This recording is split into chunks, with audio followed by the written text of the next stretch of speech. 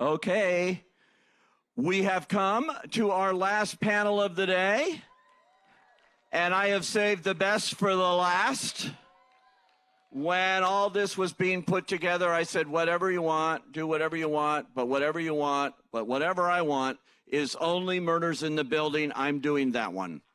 So I am so glad to be able to introduce our group here of this terrific show on Hulu.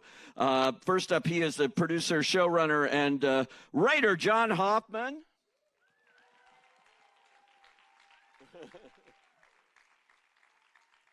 Right there, John. There's that mic, yeah. And she is so wonderful here in this show and so many other things, and just adds just the right touch that I think they all love, what makes it so successful. Please welcome Selena Gomez. Right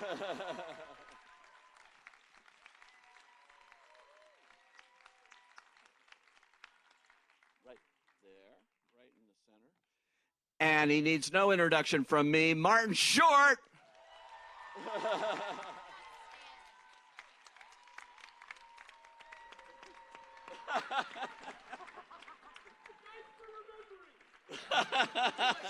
Right there. And, oh, I've got someone else beaming in from New York, Steve Martin, right here. There he is. Hi, everyone. Hi, Steve. It's Hi, Selena. Steve. Hi, Selena. Hi, Marty. Hi, John. Let me just say what an honor it is not to be there tonight. Oh, we know. Well, while I have you talking there from New York, Steve, this came to you about 10 years ago or something, this idea to do this show. Well, it could be 10, it could be 5, or it could be 25. I'm not really sure. I just, I remember. Steve, you haven't had one of your stumbles again, have you? I'm so glad I'm not within striking distance, actually, of Marty right now. But anyway, I was at a party with Sandy Gallen, and he was hosting a party, and and it was, there were some older actors there, and he just came over to me and he said, "You ought to write something for those guys." And I thought, gee, that's an interesting idea. And then I thought, why should I write for them? Anyway, it ended up with me, Marty, and Selena, and it just couldn't have been happier. Yeah, it's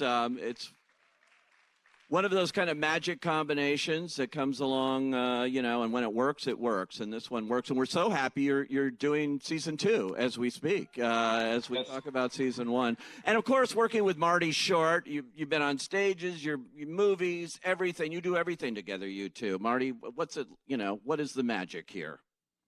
I don't know. We have always had so much fun together, and we made Three Amigos in 1986, and we made a determination, which is not always the case, to just keep being friends. And for a long time, we didn't work together, except then we made Father the Bride, and then we started doing live shows, and I think we've done 5 things on screen together, Steve. I think so, yeah. Yeah. Wow. And what's amazing is 4 of them were actually okay. Okay, well, I won't ask what the one that wasn't. Now, listen, there are very few people that I truly admire in show business, and Steve is very close to being one of them. And I have to say, yeah, go ahead. You guys realize I'm like 10 times the size of you behind you, the ultimate upstaging? Yeah, we notice. Yeah. Yeah. Amazing how I worked that out. Yeah.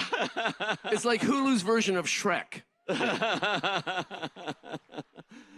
And then, Selena, how did you get mixed up with these guys in this whole thing? I have no idea.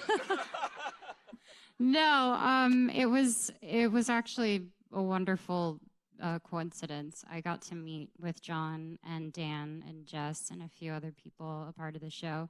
And I was so excited after the conversation. I just felt like this was something that I was excited to do. And I love TV and film so much that I had missed it deeply. And to be able to be with these 2 legends, I mean, it's this all the time, all day long. And it's cute sometimes. And then I'm like, hey.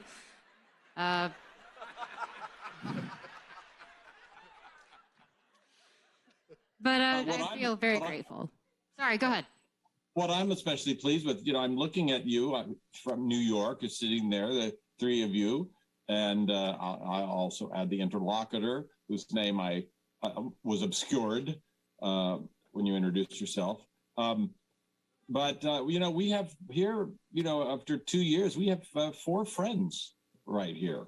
And often, there's always one loser or somebody difficult or somebody impossible or somebody who brings down the joy of the set. And in this case, there's really only one person who does that. Wow. He keeps dropping these little mystery hints here, that you guys are going to have to solve one way or another. Old big head. He can say whatever he wants. So, John, this must be a total joy to go in and do this kind of a show. This is such a unique show because it's comedy, but it's also got so much underlying stuff, sadness, and all the things of human life here. Exactly. And the shock of all of this is everyone's deep dive in to the tonal shifts of this show, and they really vary widely and wildly. And I have been so thrilled with the yeses that I keep getting from these 3 geniuses and everyone else involved in the show to say, yeah, let's go for that. And it goes comedically wild and it goes poignantly wild, and I think deeply at times emotional.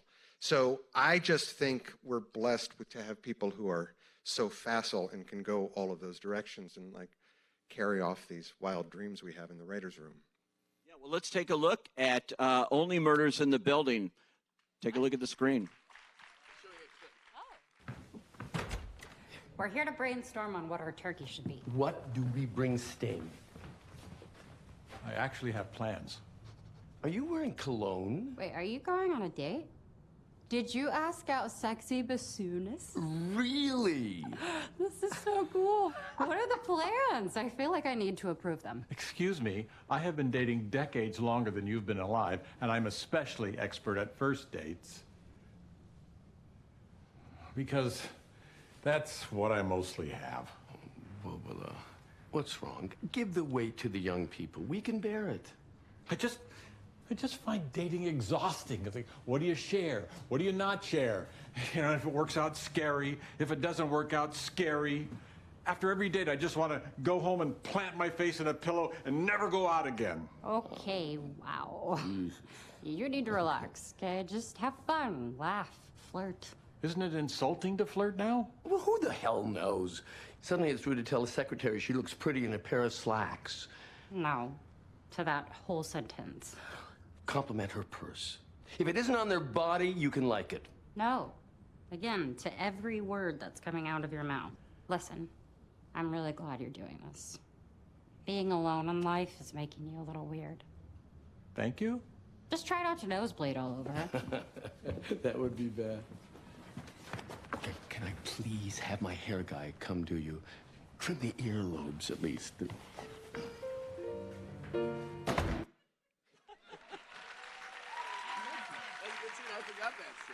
I'm back. It's a great scene.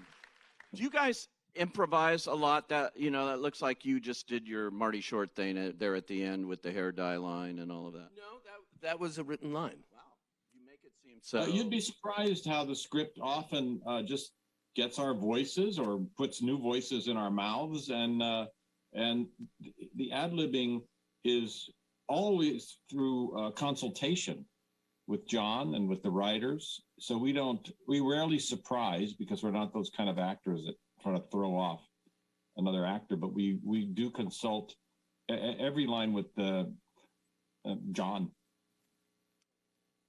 Yeah, they do. I can't believe it. I really, I mean, I can't believe it. I didn't know John what keeps to thinking, I'm not that good. No, and I get the, every now and then I will get from everyone just a little moment of when I that makes it pointed when they say something about a line that doesn't feel quite right, or a line that they have better inspiration for, and so they come in. Of course, when am I going to say no to that? I'm like, I think the biggest insult we say to John is, "This is a fabulous line. Who wrote it?" that's the thing, because when I started working on this, I had, all of these wonderful people, and I have in my head how they're supposed to sound and how I would think they would like to sound and how they marry with their characters. But the fear when you give them a script is that it's either going to be too much like something they've done before, or it's sort of, I'm trying to hit something but overall, I think the magic of this is that we have 3 actors in roles, in characters that seem to have melded so beautifully, and they found their way in them so quickly, and we watch them grow with each other. And that's the magic, I think, sort of as we see off screen between the friendship that Steve was talking about, that is married with what we're seeing develop through first season and now second season. And it's exciting to see because they're in sync in every way. Who is the murderer in the second season? Well, well. I won't even say who the murderer is in the first season, because how many of you are going home to watch this series that haven't seen it? Okay, that's the purpose of this here, to get people to watch it. Thank you. But it's fun to do a murder mystery kind of show like this, even though that's not the thrust of it for me. It's these characters and these kind of human beings that we meet, and all of their kind of thing that they, I love Oliver, for instance, this guy who's been doing these Broadway shows, got him all over his apartment. I mentioned that to you, Newark. I want to see that show. Splash the musical. Yeah. How do you, create this character for you to work here? What do you do to do? I don't know. I think that you start with a very strong script, and then you start understanding the character, and then you start saying to the writers, "Oh, he wouldn't do that," because now you understand him more than you did the first episode. But it starts with a very, very strong script and written character. Yeah. What about for you with Mabel? What was the question? I'm sorry. Yeah, just, how you invest yourself into playing this character. Oh, well. And also, why don't you pay attention to questions? I'm So there's 2 questions. Because I'm an infant. Nobody in my generation listens. No, I genuinely felt, I felt very close to Mabel in a sense of she's gaining this sort of independence, and she's, meeting these 2 weirdos in a good way. And it just goes really well. But I have to say, they made me feel incredibly comfortable. I was, obviously intimidated, and they have ideas for me, and they trust me with it, and they let me kind of do my thing. And I couldn't be happier. And I think the second season is even. Yes, Steve. Yes, Steve. Yeah, and I'd like to add that we hadn't met Selena, but we did a Zoom reading, and immediately when it was over, Marty and I called each other, and we both said she was fantastic, and she's so perfect for this. And Thank you. And it turned out to be true. And I'm sorry, I have to turn off my video just for a second, okay? Wine?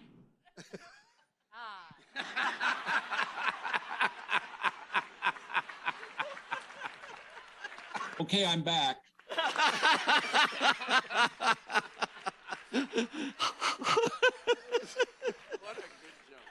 That is good. That's good. Okay. Oh, he's still got it. I told you. You try to. I I was telling everyone how you still got it.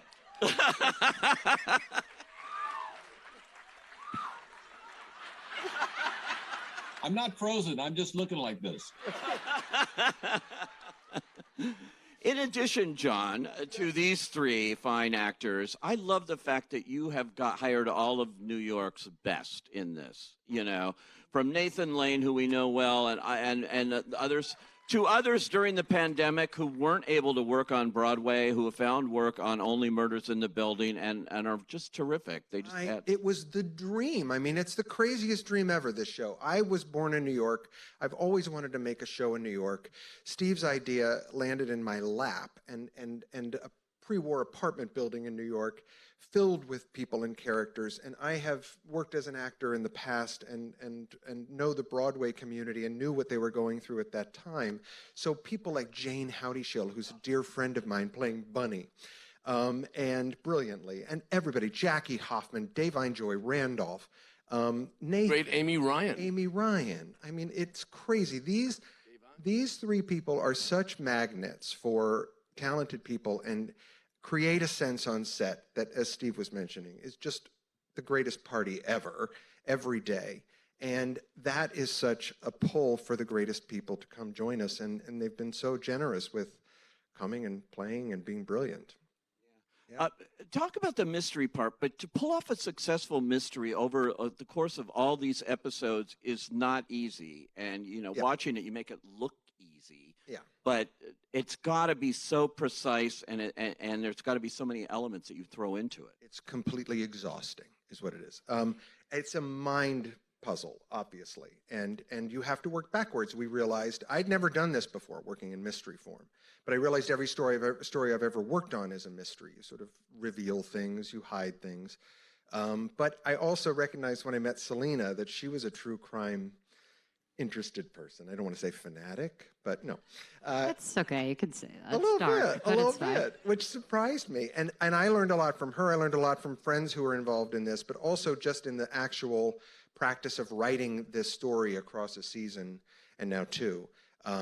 It's fascinating, but to work in this form and to really create something that the true crime fans are also going to hook into. Because as you said, Pete, it's really, this story is working on many levels, but the characters themselves, their backgrounds, drawing you into them and their stories and why they're interested in this and how this pulls them together out of their loneliness and their isolation.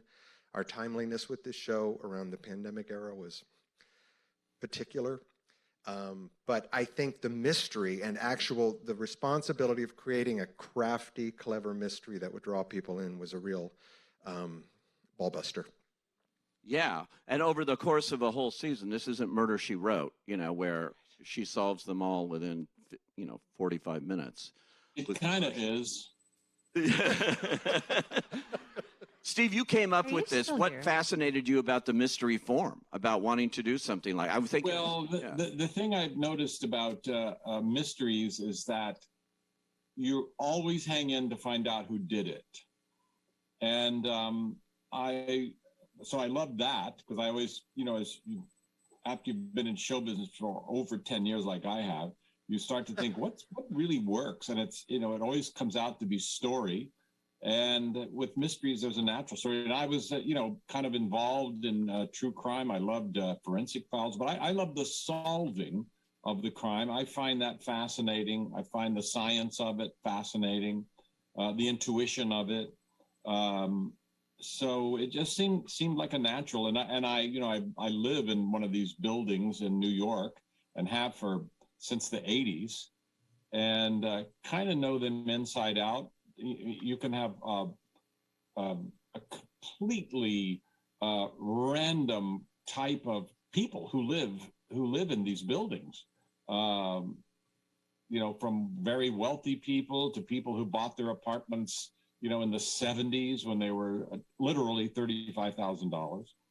And so you have a wide array of the kind of people in the building too, and lots of secrets. And one of the things that got me really interested is there's a gentleman in the building named Ray McGuire. He actually ran for New York mayor, and he bought an apartment on the second floor, and he then bought the apartment on the first floor, and he intended to join them with a staircase.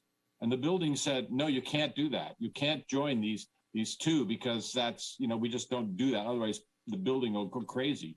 And then he researched the architecture and found in the early 30s, they were originally joined by a staircase that had been hidden. And I thought, that's just great mystery stuff. And he was able to join the apartments again. But again, I was just going to say, when you say Murder, She Wrote, and Only Murders in the Building, it is a big difference because there is a 10-part solution. But the main similarity is that many people mistake Steve for Angela Lansbury. So...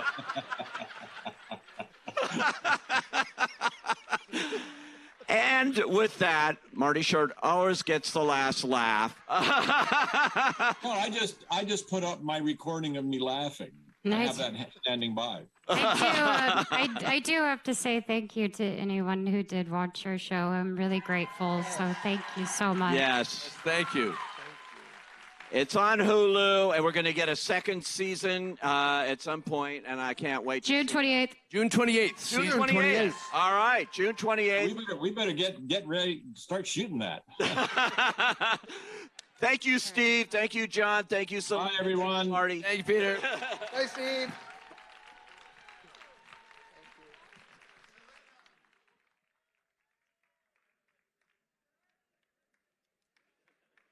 That was excellent. That was fantastic. Only Murders in the Building, ladies and gentlemen. What an incredible show. What a beautiful, beautiful show. And to think, an entire cast of unknowns until that show. Just